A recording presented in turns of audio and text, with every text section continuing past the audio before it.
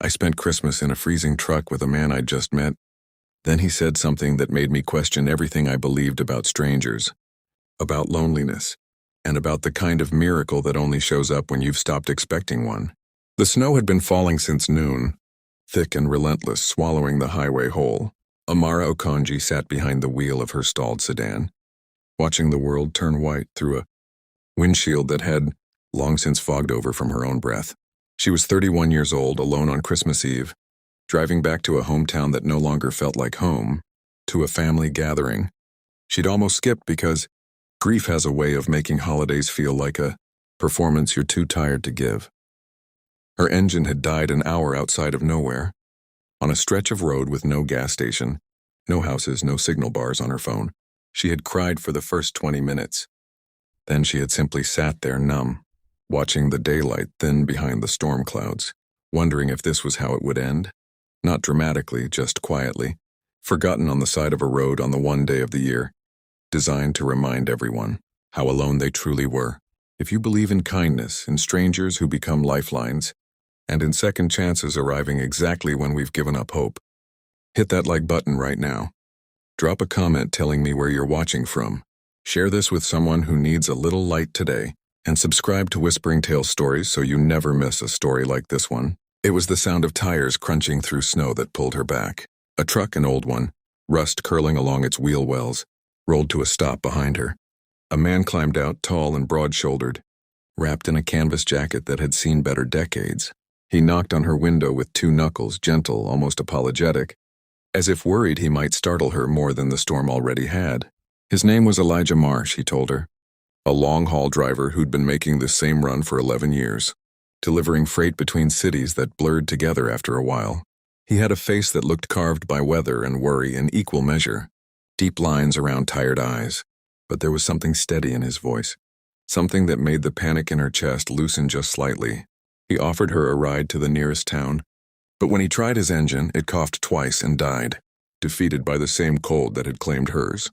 And so, with no other choice, no signal, and darkness folding in early the way it does in deep winter, they climbed into the cab of his truck together, two strangers now bound by circumstance, watching their breath turn to fog in the small enclosed space that would become their entire world for the night.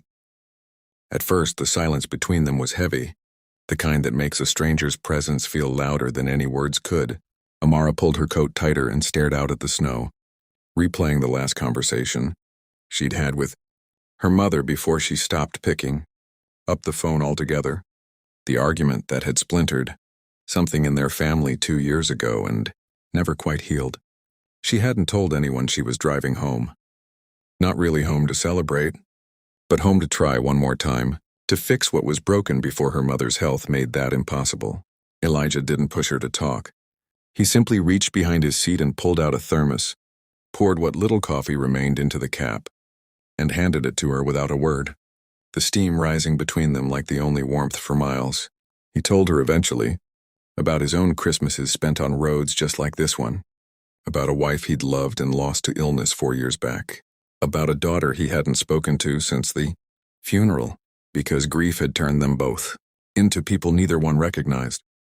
He said it plainly without asking for pity, the way people speak when they've made peace with pain but not yet with the silence it left behind. As the hours passed and the temperature dropped further, they began sharing more than warmth.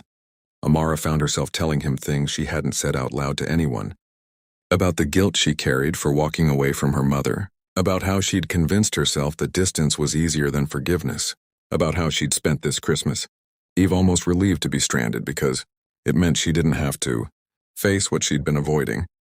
Elijah listened the way few people ever truly do, without interrupting, without offering easy answers, just presence, steady and unwavering, like the engine block ticking as it cooled beneath them. Outside, the snow kept falling, burying the road, burying the world, until it felt as though the two of them were the only people left awake in it. They wrapped themselves in the emergency blankets he kept behind the seat, thin silver things that crinkled with every movement, and still the cold crept in, biting at fingers and toes, forcing them to sit closer than either had intended, sharing body heat out of necessity rather than comfort. It was somewhere around midnight, when the storm had quieted into a gentler hush, and the moon broke, faintly through the clouds, that Elijah said the thing that changed everything.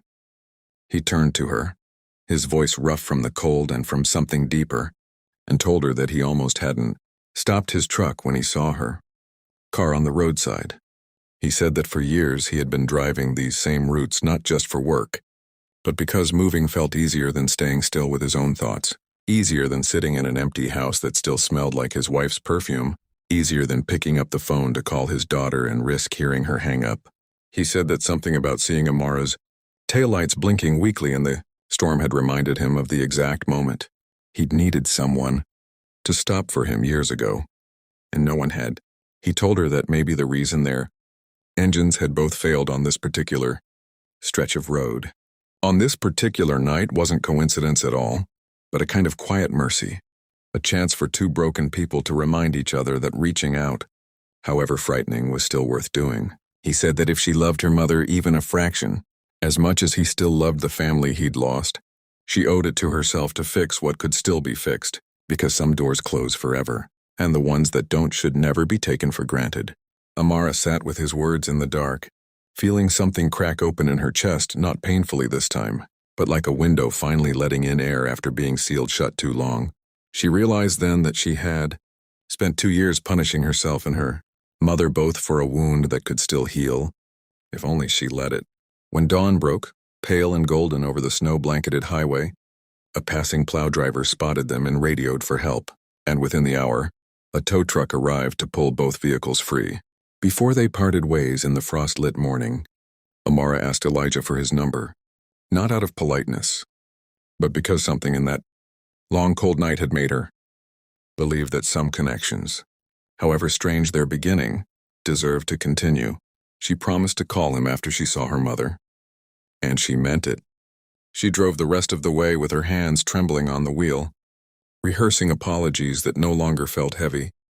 And when she finally walked through her mother's front door on Christmas morning, her mother's face crumbled into tears before either of them said a single word.